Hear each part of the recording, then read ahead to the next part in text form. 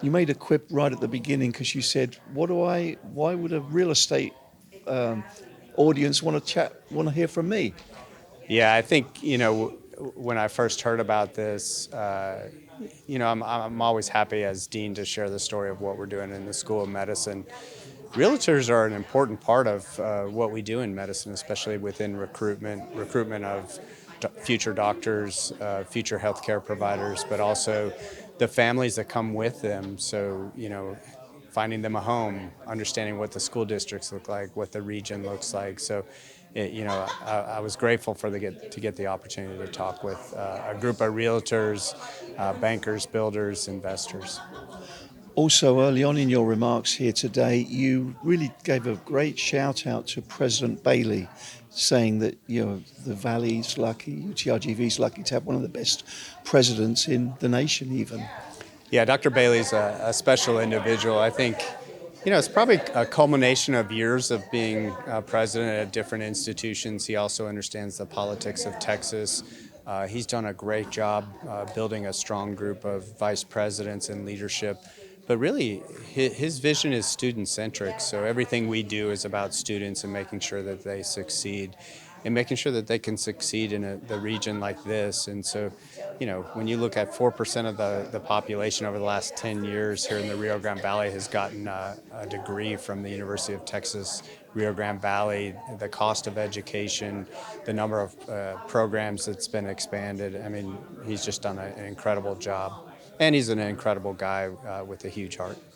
And then moving on to your efforts to recruit doctors, faculty, you said that it's a challenge, but once they get here, they're amazed. I mean, it's just getting them here to see what is on offer here in the valley. Yeah, I think sometimes people just don't know about the Rio Grande Valley. So, one of our goals is to educate people, not just in healthcare, but in the state and in the nation about who we are, where we're located, that this is a wonderful place to live, it's safe, and there's a lot going on. I think the news, especially national news. A lot of folks only know about the Rio Grande Valley because of the border issue. And once we get people to actually visit, they understand that there's a thriving community here. I call it a tropical paradise. I think they're always surprised, pleasantly surprised. There was one statistic you read out which may surprise some.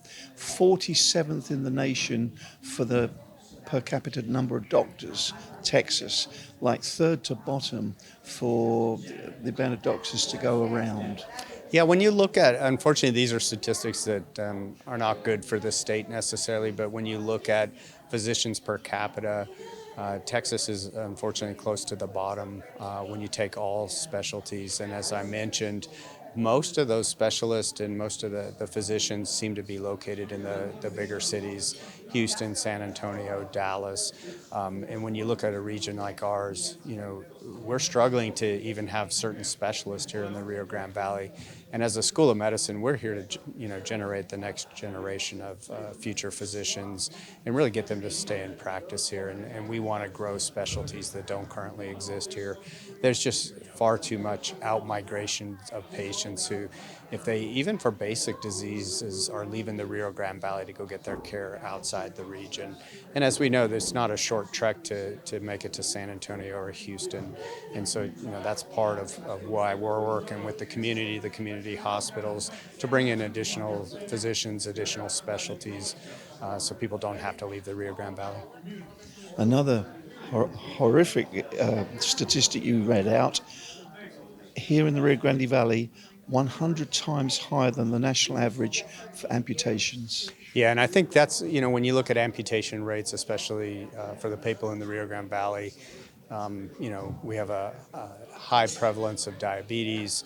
A lot of the diabetes goes untreated, and then, individuals get ulcers or problems with their feet. And if they're not properly taken care of, ultimately end up in amputations. So again, there's a big effort by us and others within the Rio Grande Valley to, one, manage diabetes, make the diagnosis earlier, but also make sure that patients who have infections or wounds on their legs get those treated and taken care of, and hopefully we can prevent amputations because as we know, If you lose a limb, especially a leg, it affects your entire life and your ability to work, make a living, take care of your family. Applause from the audience when you mentioned just how many, just what the percentage of students you've got that are from the Valley. That pleased everybody. Yeah, I think you have to go back to this story, which is before the School of Medicine, there are some really bright students here in the Rio Grande Valley, and there was a lot of talent, but there wasn't opportunity. So if you wanted to pursue, especially a degree in medicine, you had to leave the Valley in the past. You would go to medical school for 4 years somewhere else. You would likely have to train in a residency, again, 3 to 7 years, and you would never come back to the Valley. So now 47% of our student population in the School of Medicine is now from South Texas. So each one of these kids didn't have to leave the Valley. They can get their education here at home, stay close to home, and if they want to stay and train here, which we need the physicians, they're going to have that opportunity.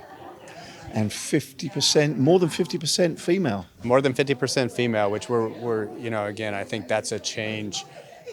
When I went to medical school, females were in the minority, and we're really seeing more women interested in medicine, and I think it's good for medicine. They definitely bring a specialness with them into medicine, and we're happy to see that trend and hope it continues. So on that topic, tell us a little bit more about Natasha Quayles from Yeah, FAR. I can't really say too much because I don't have her approval, but again, one of our medical students who's just phenomenal, student president, single mother who's going through medical school, and just the epitome of who you'd want taking care of you. She's a great mother, she's a great student, and soon she's going to be an incredible physician. And then moving on to research, you said when you guys hear what I'm going to say, you're going to say wow, because people may not appreciate the research that's happening here at the medical school. Yeah, we have a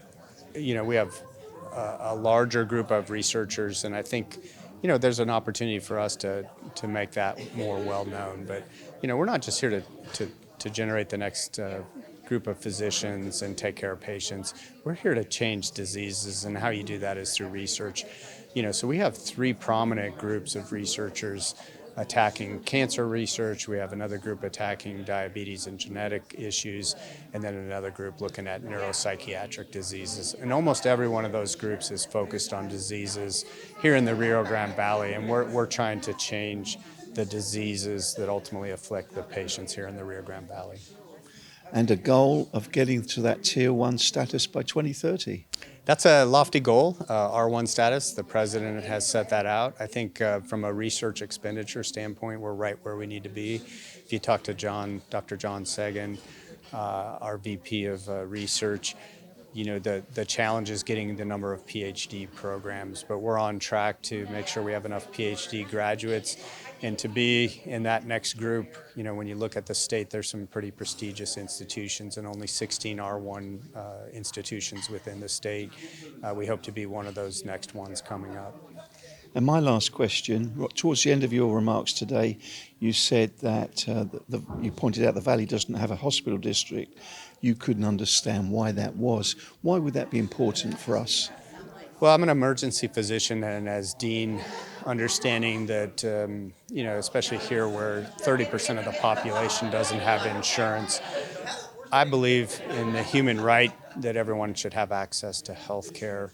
And we know that within the Rio Grande Valley, if you don't have access, unless you have the money to pay, you're just not going to take care of yourself, your health, nor are you going to have access to get the care you need. So I think the importance of a hospital that is a true safety net hospital is vital to the region. Every other big city in the state of Texas has that, and that is something that's missing here, and has often been is neglected, and really affects the patients who don't have the means to get health care that they need. Well, those are all the questions I had. Is there anything I've missed out? Anything else you'd like to say about the school to the viewers? No, I just appreciate the opportunity to come and speak today, and we're doing some incredible things, and I'm always blessed and honored to get to showcase all the great work of our faculty, students, and staff. Thank you so much for today's interview.